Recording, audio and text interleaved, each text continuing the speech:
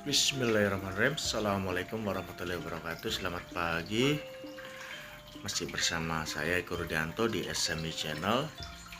Ya, pagi hari ini walaupun agak kesiangan pukul 6, tapi tidak apa-apa.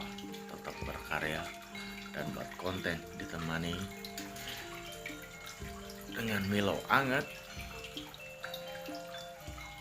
dan buat nanti setelah konten.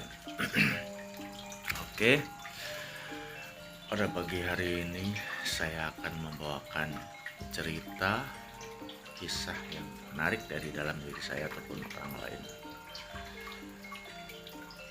Langsung saja, walaupun ceritanya mengalir begitu saja, tapi saya sebisa mungkin akan membawa cerita itu, membawakannya, membahas, ya semoga menarik dan kalian semua rekan-rekan bisa mengambil poin yang bagus lah.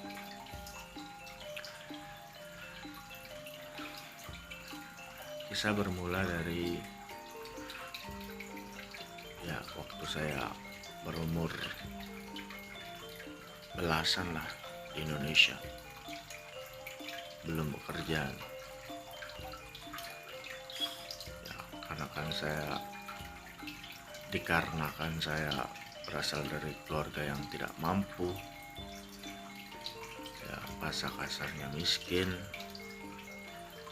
Bapak profesi sebagai kuli bangunan, tukang bangunan yang sering merantau keluar kota, Jakarta lah waktu itu sering. Ibu sebagai pedagang di pasar. Intinya masa kecil saya sering ditinggal oleh kedua orang tua saya karena tuntutan pekerjaan mereka. Saya sudah terbiasa mandiri, masak sendiri di rumah ataupun mencari kayu bakar. Pada waktu itu tahun 90 berapa ya, mungkin umurnya 11 tahun ataupun masih 10 tahun, pokoknya 97, 98, 99, 2000, 2001, tahun-tahun itu kami suka mencari kayu bakar dibilang hutan ya, kayak dekat ladang warga. Dibilang ladang warga banyak pohon-pohon besarnya ya, soalnya di kampung sih pedalaman ya. Tapi kalau dulu zaman masih tahun segitu, 97, 98, 99, 2000, itu kami kalau bermain ataupun mencari kayu bakar rame-rame bersama rekan-rekan, teman-teman sebaya seumuran. Seru itu. Kadang nggak cuma cari kayu bakarnya saja, kami kadang bermain ketapel, kadang cari jangkrik, kadang cari buah di hutan, ataupun kadang buah yang di ladang tapi jauh dari rumah warga ya. Di umur segitu, anak umur belasan atau belum sampai 10 tahun, masih nakal-nakalnya. Wah, warga ada rambutan ataupun jambu biji ataupun kelapa, dicurinya itu. Perbuatan tidak terpuji, tapi ya masa kecil dulu. Kalau sekarang masih dilakukan ya itu nggak boleh, nanti dipidana kasus pencurian. Tapi kalau bagi seumuran anak yang masih umur belasan atau belum sampai 11 malah wajar lah kenakalan seperti itu.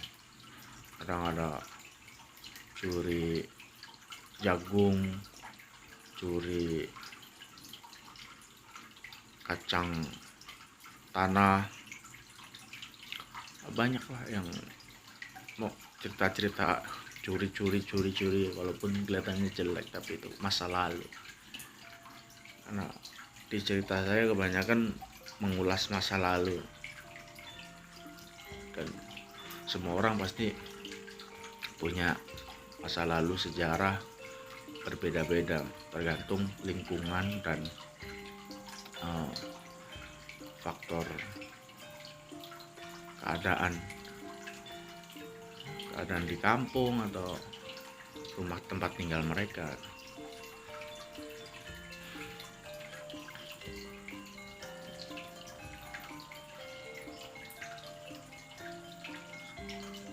Kami waktu itu masa kecil, saya masih ingat teman-teman sebaya saya dengan adik saya pasti beda 2 tahun. Tetangga saya sebelah, Nani, lebih tua 3 tahun kan, 4 tahun. Adiknya Agus seumuran dengan saya. Sebelahnya rumah saya Imam, sebelahnya lagi Roni seumuran dengan saya semua. Budi seumuran dengan saya. Sipur 2 tahun lebih muda dari saya. Dan banyak lagi yang sebelah-sebelahnya lagi. Cuma kalau disebutin satu persatu banyak, ada 20 anak-anak. Kadang-kadang kami suka, namanya seumuran, bermain bersama-sama, susah-susah bersama, ya cari kayu bakar, ya main bola bareng, ya mancing di sungai kecil bareng, main layangan bareng, mancing belut bareng. Banyak momen-momen yang kami lewati bersama-sama, dan pada akhirnya harus terpisah dan nggak bisa bersatu lagi, ya dikarenakan satu umur, kedua pekerjaan yang harus menuntut kita merantau ataupun sibuk dengan urusan pekerjaan masing-masing. Walaupun kadang kita balik kampung, pulang ke kampung, sudah nggak bisa momen-momen itu kita pulang kembali. Kadang cuma ketemu 1-2 orang, yang satu lagi ngerantau, yang lain sudah berkeluarga. Waktu untuk walaupun ngobrol aja, mengulang cerita-cerita masa lalu pun kadang nggak bisa, ya, tapi kita nggak menyesali itu. Intinya itu hanya cerita sejarah perjalanan, ya kita mengingatnya bukan karena kita nggak bisa move on, tapi masa-masa kecil itu masa yang paling indah sih, yang bebannya nggak seberat yang sekarang. Sekarang ya mungkin bebannya adalah ekonomi, keluarga, dan pekerjaan yang kita geluti, kita tekuni. Bukan beban sih sebenarnya, tinggal sudut pandang kita juga. Kalau kita menganggapnya itu beban, ya kita macam seperti tertekan. Tapi kalau kita menganggapnya itu realita kehidupan, ya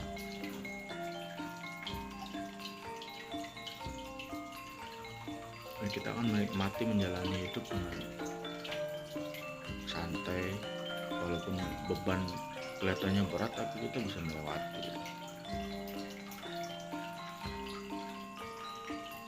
Dan mungkin cerita yang saya bawakan pagi ini, kenapa jauh ke belakang, tarik ke umur belasan, bahkan belum sampai 11 tahun mungkin umurnya. masih kecil ya. Satu, memang konsep dan isi dari konten saya ya storytelling. Kemarin saya pun baru ngeh dari Bu Ida sama YouTuber walaupun dia sudah di Indonesia. Kalau sebelumnya aku pikir ya cuma ngomong di depan kamera, ada orang yang mau menonton ya syukur alhamdulillah. Ya kedepannya ya memang harus memperbaiki cara berbicara di depan kamera, intonasi, bahasa yang mudah dimengerti oleh rekan-rekan semua. Kembali lagi saya membuka selebar-lebarnya kritik dan saran dari rekan-rekan semua, karena kritik dan saran bagi saya itu membangun untuk saya ke depannya.